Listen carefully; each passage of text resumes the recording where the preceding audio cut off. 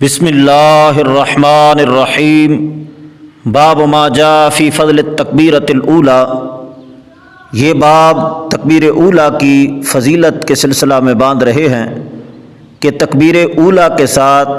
جو نماز ادا کی جائے اس پر اللہ تعالیٰ کتنا ثواب عطا فرماتا ہے۔ حقیقتاً تکبیر اولی تو یہ ہے کہ جب امام تکبیر تحریمہ کہے بندہ اسی وقت شریک نماز ہو جائے، اور حکماً یہ بھی تکبیر اولی ہے کہ رکوع سے پہلے امام کے ساتھ بندہ شریک نماز ہو جائے، یعنی اگر پہلی رکعت کو پا لیا تو حکماً اس نے تکبیر اولی کو پا لیا، لیکن حقیقتاً تکبیر اولی یہ ہے کہ تکبیر تحریمہ کے وقت شروع نماز سے امام کے ساتھ شریک ہو جائے۔ اب اگر کوئی شخص پہلی رکعت کو پا لیتا ہے تو حکماً اس نے تکبیر اولی کو پا لیا، لیکن اس نے فقط تکبیر اولی کو پایا ہے، تکبیر اولی کے جو فضائل ہیں وہ اسے حاصل ہوں گے، لیکن جو بندہ اس سے پہلے شریک نماز ہوا ہے اس کا اجر اس کے بنسبت بڑھ کر ہے۔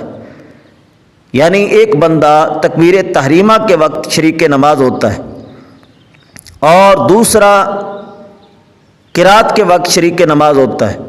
اور تیسرا رکوع کے اندر آ کے شامل ہوتا ہے، تو جو پہلے تکبیر تحریمہ کے وقت شریک نماز ہوا جو اجر اس کو ملے گا وہ اجر تیسرے کے لیے یا دوسرے کے لیے نہیں ہے۔ بہرحال جس بندے نے رکوع کے اندر امام کو پا لیا، یعنی پہلی رکعت کو پا لیا، تو اس نے تکبیر اولی کو پا لیا، حکماً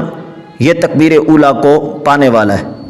علامہ شامی فرماتے ہیں حقیقتاً تکبیر اولی تو یہ ہے کہ تکبیر تحریمہ کے وقت بندہ شریک نماز ہو، لیکن حکماً یہ بھی تکبیر اولی ہے کہ بندہ رکوع سے پہلے امام کے ساتھ شریک نماز ہو جائے، یعنی پہلی رکعت پا لے تو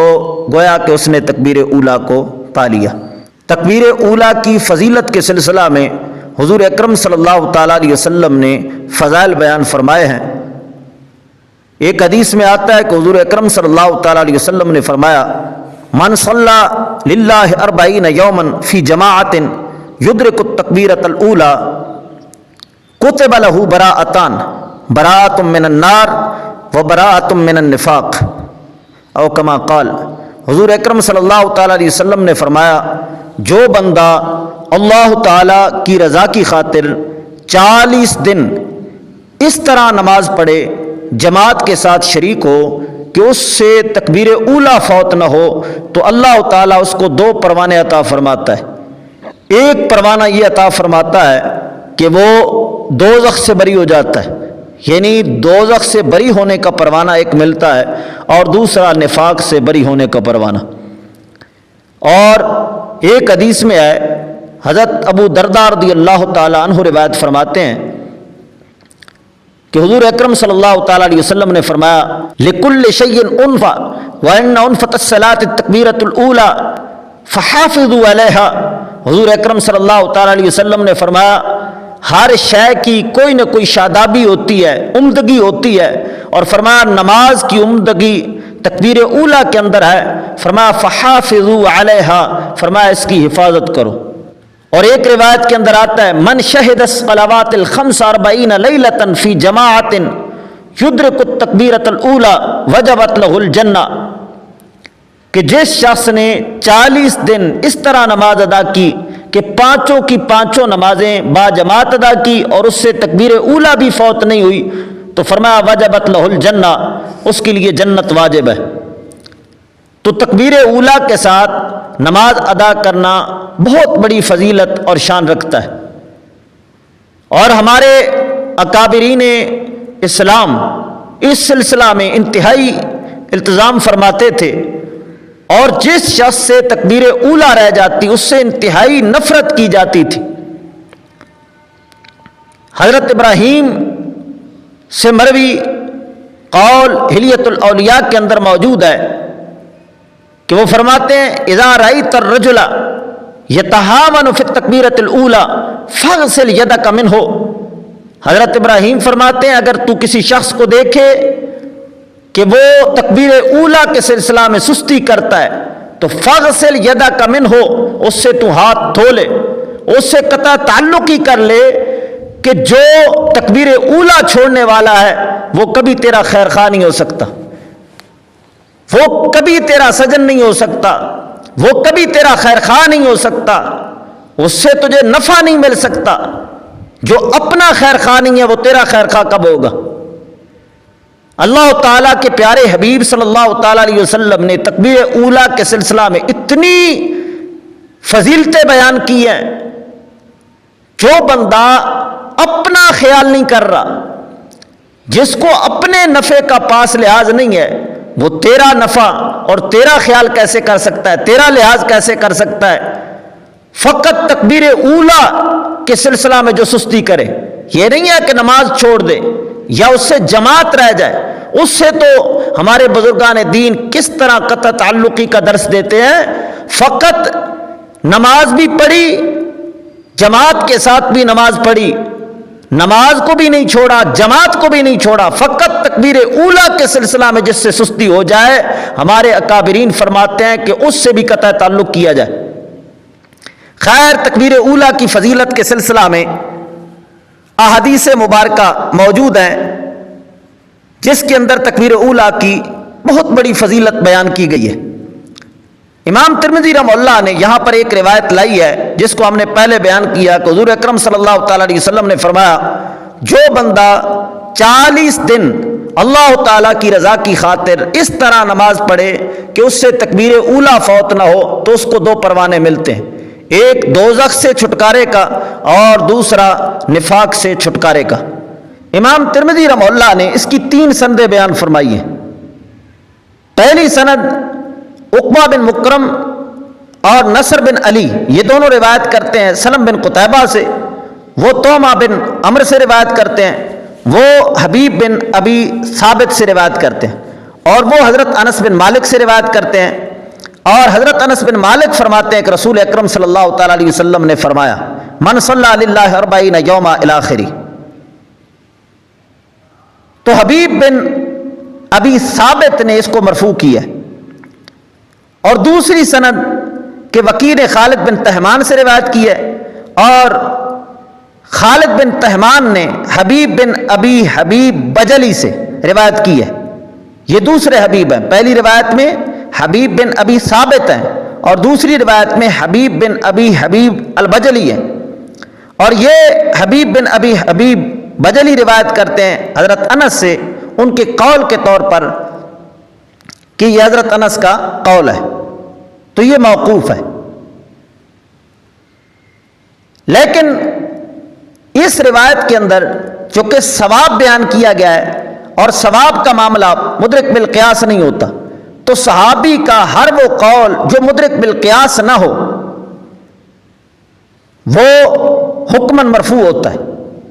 تو یہ ثواب عقاب کا معاملہ مدرک بالقیاس نہیں ہے، تو لہٰذا اگر یہ روایت حضرت انس پر موقوف بھی کی جائے تو یہ حکماً مرفوع ہے۔ اور تیسری سند اسماعیل بن عیاش عمارہ بن غزیہ سے اور حضرت انس بن مالک کے واسطہ سے حضرت عمر سے روایت کرتے ہیں، اور حضرت عمر حضور اکرم صلی اللہ تعالیٰ علیہ وسلم سے روایت کرتے ہیں کہ حضور اکرم صلی اللہ تعالیٰ علیہ وسلم نے فرمایا، من صلی للہ 40 یوما الی آخری۔ پہلی سند تھی عقبہ بن مکرم اور نصر بن علی، یہ دونوں روایت کرتے ہیں سلم بن قتیبہ سے۔ سلم بن قتیبہ صدوق راوی ہیں من التاسعۃ، اور یہ سلم بن قتیبہ روایت کرتے ہیں طعمہ بن عمر سے، اس کی بھی ابن معین نے توثیق کی ہے، اور یہ روایت کرتے ہیں حبیب بن ابی ثابت سے، وہ حضرت انس بن مالک رضی اللہ تعالی عنہ سے روایت کرتے ہیں کہ حضور اکرم صلی اللہ تعالی علیہ وسلم نے فرمایا، جو شخص 40 دن اس طرح جماعت کے ساتھ نماز ادا کرے کہ اس سے تکبیر اولا فوت نہ ہو تو اس کو 2 پروانے ملتے ہیں۔ امام ترمذی فرماتے ہیں قد روی ھذا الحدیث عن انس موقوفا، حضرت انس سے یہ روایت موقوفاً بیان کی گئی ہے، ولا اعلم احدا رفعہ، امام ترمذی فرماتے ہیں کہ میں نہیں جانتا کہ کسی نے اس کو مرفوع کیا ہو الا ما روا سلم بن قتیبہ، سوائے اس کے کہ جس کو سلم بن قتیبہ نے روایت کی ہے، اور وہ طعمہ بن عمر سے روایت کرتے ہیں، اور وہ حبیب بن ابی ثابت سے روایت کرتے ہیں۔ باقی جتنی سندوں سے بھی یہ روایت آئی ہے، امام ترمذی فرماتے ہیں کہ موقوف ہے، مرفوع نہیں ہے۔ اب وہ سندیں دکھاتے ہیں کہ جس میں اس کو موقوفاً بیان کیا گیا ہے۔ فرماتے ہیں وَإِنَّمَا يُرْوَى هَذَا عَنْ حبیب ابن ابی حبیب البجلی عن انس بن مالک قولہ، کہتے ہیں کہ حبیب بن ابی حبیب البجلی نے انس بن مالک سے ان کے قول کے طور پر اس کو روایت کیا ہے، اور اس کی مکمل سند یہ ہے حدثنا بذالک حناد حدثنا وکی عن خالد ابن تہمان عن حبیب ابن ابی حبیب البجلی عن انس قولہ ولم یرفعہ، کہتے ہیں کہ انہوں نے اس کو مرفوع نہیں کیا۔ اور تیسری سند وروا اسماعیل بن عیاش هذا الحدیث عن عمارۃ بن غزیہ عن انس بن مالک عن عمر بن الخطاب عن النبی صلی اللہ تعالی علیہ وسلم نحو ھذا، اسماعیل بن عیاش نے عمارہ بن غزیہ حضرت انس کے واسطے سے حضرت عمر فاروق رضی اللہ تعالیٰ عنہ سے اس کو مرفوع کیا ہے، لیکن امام ترمذی کہتے ہیں وَهَذَا حَدِيثٌ غَيْرُ مَحْفُوظٍ، یہ حدیث محفوظ نہیں ہے، اس کے اندر کمزوریاں ہیں۔ پہلی کمزوری تو یہ ہے کہ اس کے اندر راوی ہیں اسماعیل بن عیاش۔ اگر اسماعیل بن عیاش شامی راویوں سے روایت کریں تو ان کی روایت صحیح ہوتی ہے، لیکن اگر غیر شامیوں سے روایت کریں تو اس وقت ان کی روایت صحیح نہیں ہوتی، ضعیف ہوتی ہے۔ موشی لکھتے ہیں وہ ضعیف فی غیر الشامیین، غیر شامیوں سے ان کی روایت ضعیف ہوتی ہے۔ اور یہاں پر یہ روایت کر رہے ہیں عمارہ بن غزیہ سے،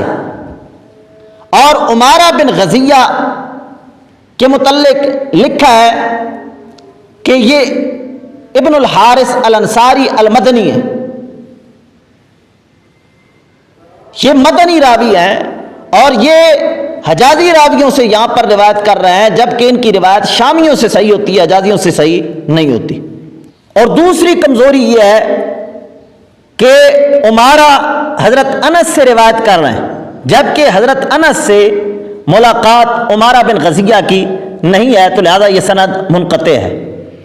تو لہذا تیسری سند انتہائی کمزور ہے۔